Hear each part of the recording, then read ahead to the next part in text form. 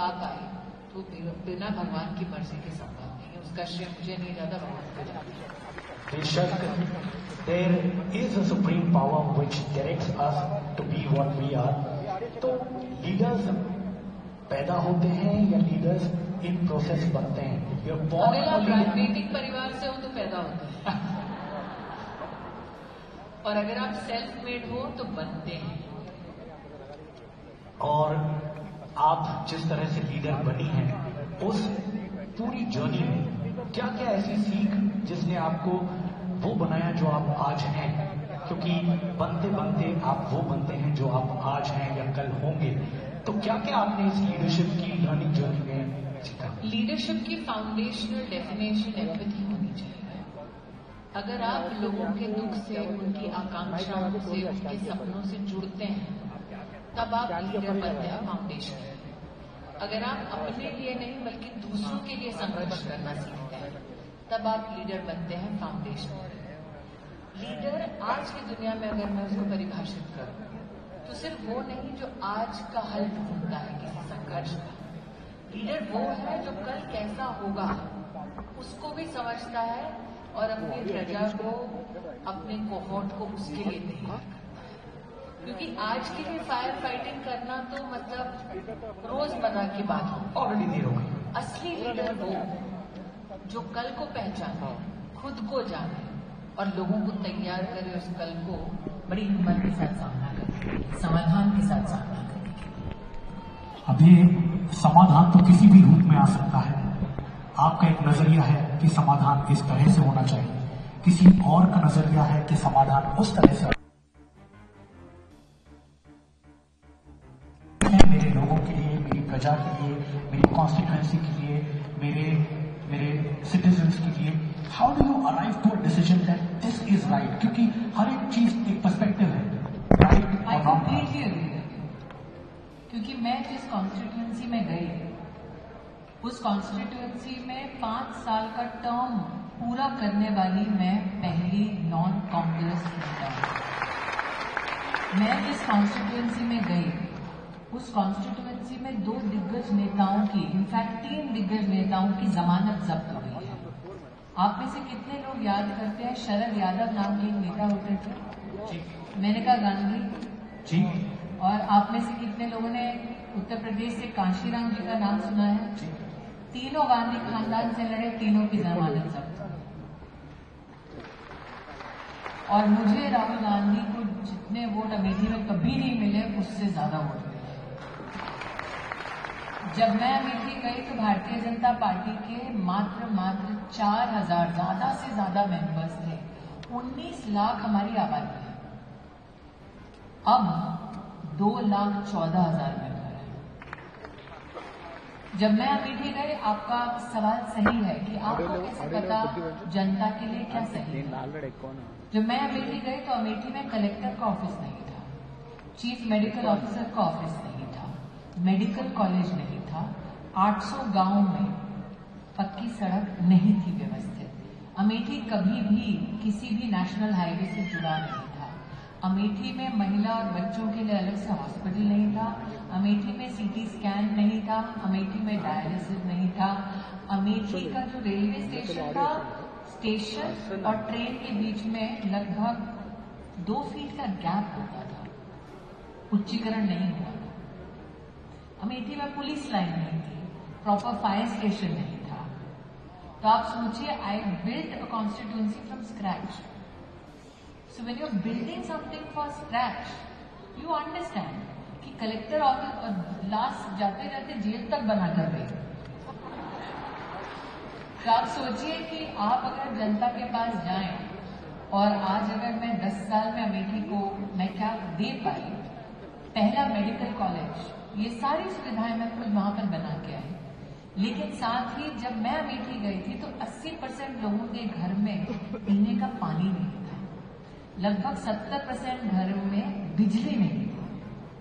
और 5 साल as an MP मैं वहां पर लगभग 1 लाख परिवारों का पक्का घर भी बनवा पाई। Commendable. So when you ask me how do you pick, Yeah. can you imagine people not having basics of water, electricity and a house. I mean, in this world and currently the way we are living, unimaginable. Yes, especially given that the constituency had helped elect so many prime ministers. So I wanted to go, and because I already knew that 3 political stalwarts had lost even their deposit, people actually thought it's a death wish that you get politically high. My belief was that this is the one constituency I need to go and prove कि हर नेता निकम्मा नहीं होता. I wanted to go and prove कि हर नेता जबान देता है तो जबान की खिलाफत नहीं करता. कुछ ऐसे भी हैं आज भी इस लोकतंत्र में जो वचन देते हैं तो वचनों की पूर्ति भी सुनिश्चित करते हैं. इंस्पायरिंग एंड प्रोवोकिंग के आज के जमाने में जो लोग पलट जाते हैं अपनी बातों से, तो वैसा न हो के ऐसे हो. कुछ नहीं था से बहुत कुछ है, लेकिन ये तो आप तब कर पाएंगे जब आप वहां पर चुन के आ गए. लोगों को विश्वास दिलाना बहुत अहम बात है और बहुत मुश्किल है कि मैं ये करूंगी आपके लिए, और स्पेशली तब जब आपने और कोई बड़ी पोस्ट होल्ड नहीं की थी, बड़े कार्य किए नहीं थे पॉलिटिकली एज ए मिनिस्टर. मुझे लगता है आपको शायद मेरा बैकग्राउंड नहीं पता और मैं भी ज्यादा चिल्लाती नहीं हूँ इसलिए. नहीं, मुझे पता है, बट उस कॉन्स्टिट्यूएंसी की बात की मैं 2 टाइम ऑलरेडी MP थी जी, और उस कॉन्स्टिट्यूएंसी में 2014 में चुनाव हार चुकी थी जी. तो लोगों ने मेरा 5 साल कार्यकाल देखा as a MP who had lost. और फिर भी आप बार बार वहां जाके तो मैंने वहां पर 2 सूरतों में काम किया, हारने के बाद और जीतने के बाद. जीतने के बाद गति कितनी तेज होती है इसका भी प्रमाण दिया. हारने के बाद भी लोग अगर आते हैं मात्र इस संकल्प के साथ कि मुझे काम करना है तो कितना काम कर सकते हैं. क्योंकि मेरा ये मानना है कि अगर आप सेवा करें निस्वार्थ भाव से तो ही वो सेवा है. अगर आपकी सेवा के पीछे कोई स्वार्थ है तो वो सेवा नहीं, वो सौदा है. तो इसीलिए 2014 से लेकर 19 के बीच में I had lost but I was still working. Indeed, and that opens us to a question कि फेलियर में किस तरह से और किस हद तक जाना चाहिए.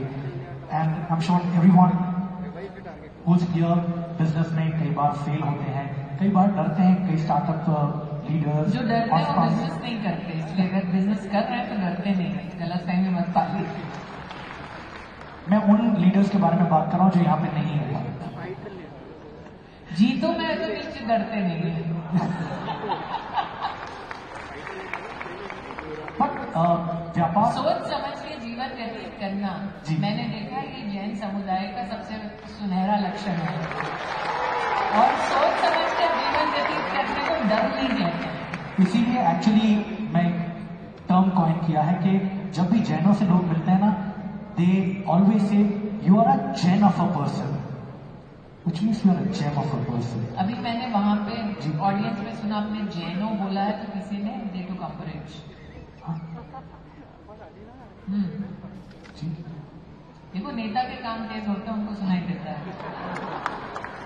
कमबख्त इतने बड़े हैं कान, फिर भी मैं भूल गया और चुप गया. नेता के कान बड़े और कानून के कान हाथ लंबे होते हैं बेटा. आपने मतलब अलग अलग फील्ड से ट्रांसफॉर्म किया है.